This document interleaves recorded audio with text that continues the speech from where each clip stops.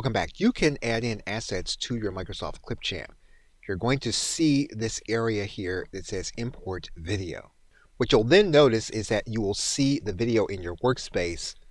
You'll need to click this green button here on top of the media to add it to your timeline. Once you add it to your timeline, you will then see a visual representation of the media on your timeline. Now, before we move on to the next section of this video, it's important to note that this process started in a private browser but would not continue. And so as a result, by clicking the play button, you'll see that the playhead doesn't move, nor does it show the video in the tray.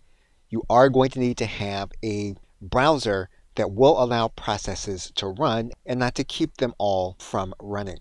And so now we look at this process again, now in a non-private browser. And one of the things you'll be able to see is that as we move the cursor, we can see different points in the video. And so we can edit this video using Microsoft Clipchamp at the place where we want it to be. So for example, let's assume that what we want to do is we want to bring it to a certain portion inside of this area. And we can use the S command to split the video here at this point. We can then split the video at another point. We can then delete this portion, and we can move the two portions together. So what we have is a video editor where we can edit existing files, and we can do it inside of our Microsoft Clipchamp account.